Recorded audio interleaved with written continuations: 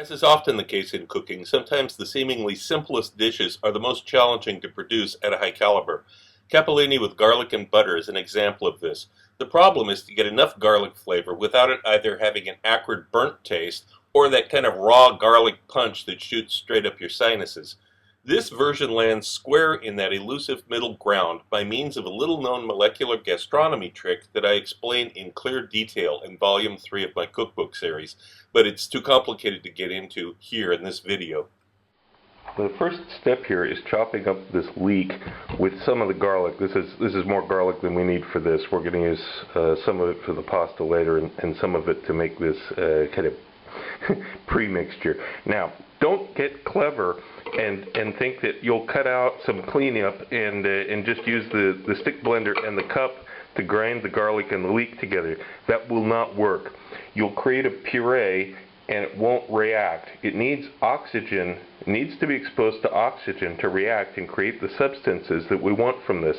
So you're going to have to use a food processor for the first part and then the stick blender cup for the second part. Also, when you're doing this, not only trim the ends off, but peel any tough outer membrane off. This won't break up and you'll end up with stringy parts in the final dish. So you want the heart, the tenderest, best part of the leek for this.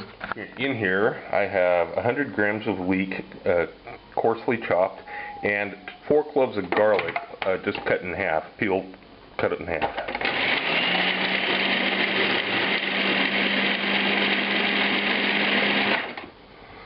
Okay, this is what you want to see. You want to see still visible pieces. This is not a puree.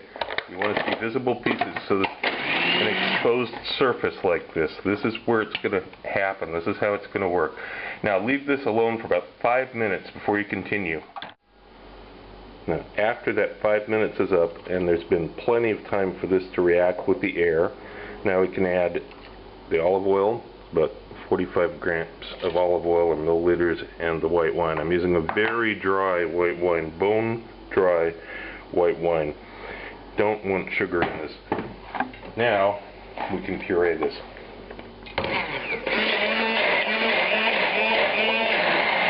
I've got this mixture we just made. 30 grams of butter, 30 grams of grated Parmesan, and I'm going to use fennel salt.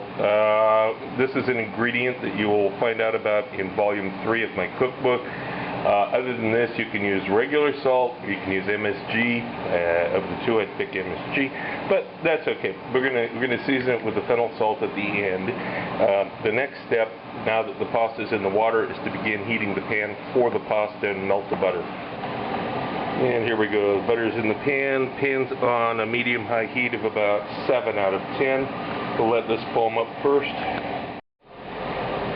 And as soon as the butter comes up to foaming, turn the heat down to medium, number 5 on 1 to 10, and you put some of this garlic in. How much is up to you.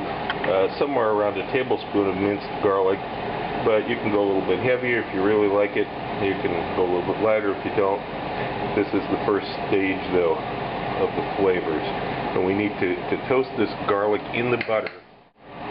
And you need to do this with restraint, somewhat slowly. You're looking for golden color. Don't try to rush it by turning up the heat, because we don't want to burn that garlic. It's not quite sweating it because it's hotter than that, but we're not sauteing it in hot oil either. We're somewhere in between the two. Keep it moving. You don't have to stir it constantly, but stir it quite a bit. And wait until you see the first golden colors.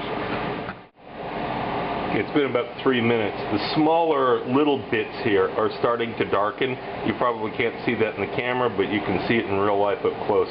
The tiniest little bits of garlic are starting to darken. That's time enough, because you don't want any of that to burn.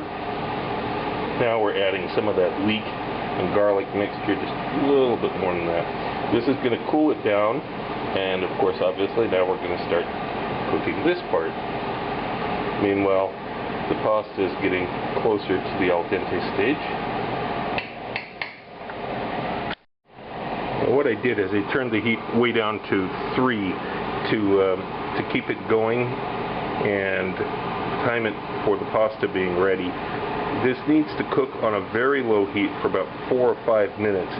Make sure that you do not burn anything by turning the heat up.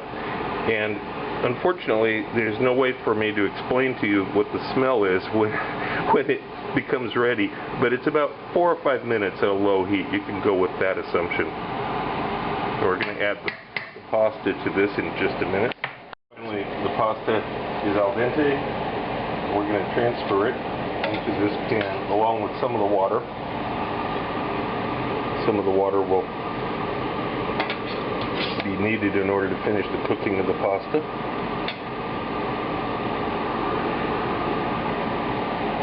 And we add the first installment of the Parmesan cheese now too.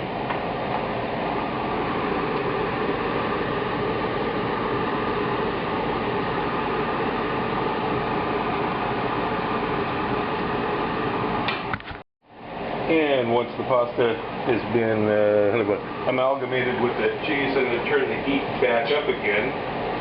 I'm going to add a little bit more of the water. Ladle full of the water. And now that final hit of freshly minced garlic goes in. This is the garlic that will be the flavor over the top of everything else.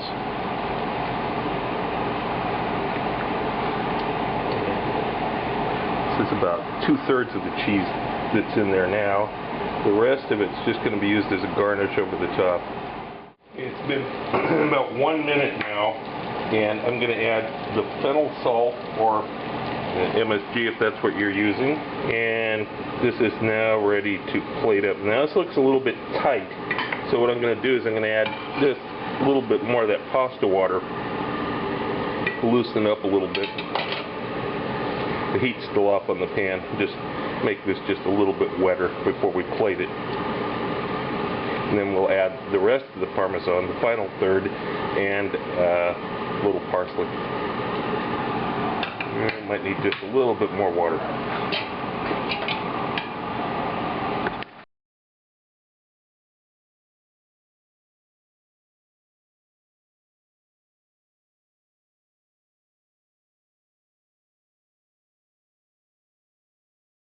The second volume of my cookbook is now available through Amazon and other booksellers. It covers the YouTube recipes from the last 8 months with more in-depth information.